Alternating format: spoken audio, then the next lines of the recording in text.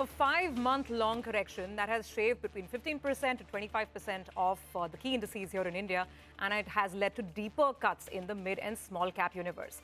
For many Indian investors who are used to extremely shallow corrections since COVID, such a prolonged period of Indian underperformance has really been a bit of a bolt from the blue.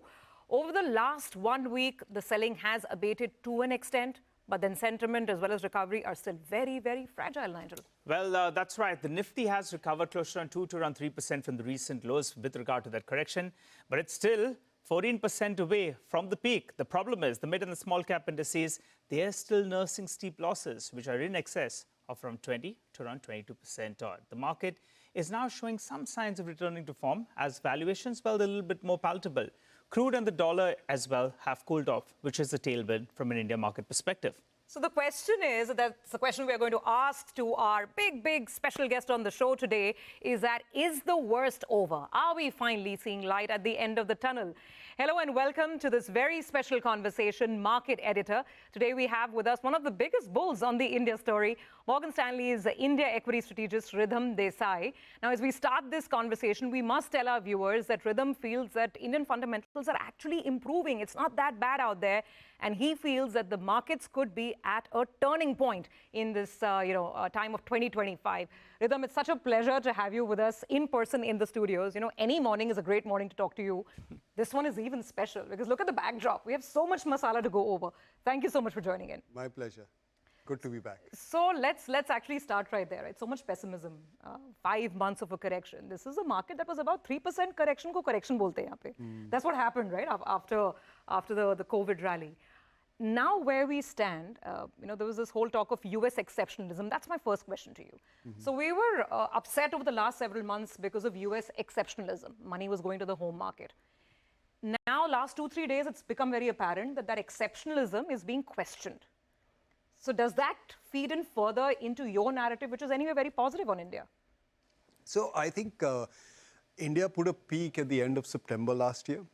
And the genesis, the idiosyncratic genesis of the peak, so leave aside what has happened in the world, which is a lot, and it's very complicated, was the fact that India's growth was slowing down.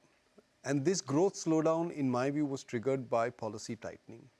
The fiscal deficit was compressed in the trailing 12 months by about 120 basis points, from 6 to 4.8. We're still finishing that financial year.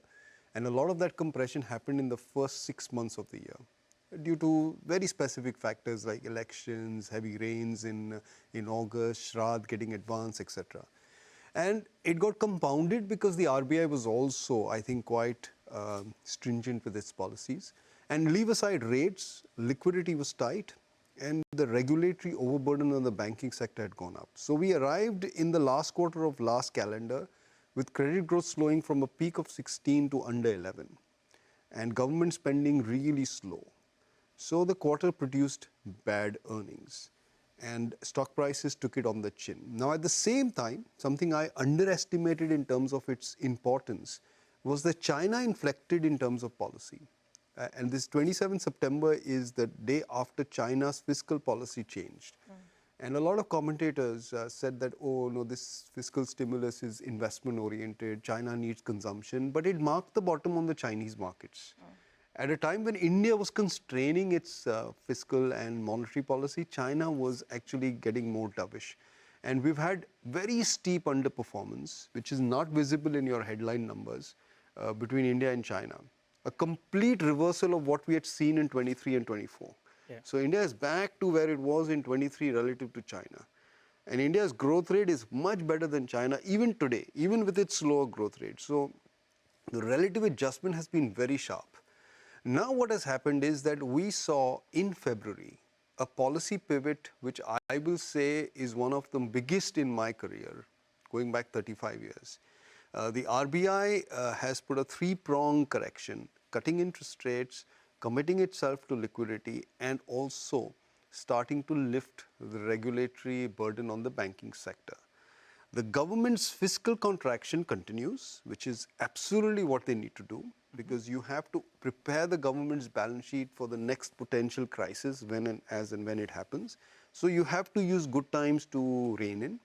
And this is also very good for medium-term earnings. I'll come to that in a moment. But the pace of fiscal consolidation is going to be a lot slower in the subsequent 12 months. Only 40 bips on 4.8 versus 1.2% on 6. So it's halving. And at the same time, and that's why I have termed this budget as a magic budget, the government's capex as a percentage of GDP is going up from 4 to 4.2. And they're achieving this very favorable mix by constraining subsidy spending, which, by the way, in this budget hit near all-time lows. So it's a very sweet budget for the market. The RBI policy is sweet. The market has just ignored this, what I call as policy pivot. If you put the chart up there, the policy uncertainty for India, the uncertainty rose into the end of last year, and then it has had this V-shaped recovery. From an RBI perspective, you're saying? From RBI and from government perspective, India's policy environment today is far more certain than the rest of the world put together, whether it's US, Europe, or China. So you want to buy this policy certainty, and I think investors will buy it. Our retail investors get it, and I suspect that February may have been record inflows, and a lot of people have been quizzing me about when will retail give up, and I've got tired of saying this, they won't. Getting the data tomorrow. And yeah, you will get the data tomorrow. Absolutely. I won't be surprised if it's a record high or near about there. Retail is not going to give up because this is a shift in the balance sheet allocation that got underway in 2015. Again, because of a major policy shift, and I'm digressing a bit, when the Prime Minister's allowed retirement funds to buy stocks, that is Provident Fund and NPS, which was very similar to what Ronald Reagan had done in 1980, when he allowed 401k plans to buy US stocks. We got a 20-year bull market in America, which ended with the NASDAQ bubble. And it ended because a lot of baby boomers started retiring, and they had to take money out of the markets. Here, nobody's retiring in 20 years. This has got many more legs to go. So the retail bid is persistent. Nigel, you mentioned oil prices are down. That helps.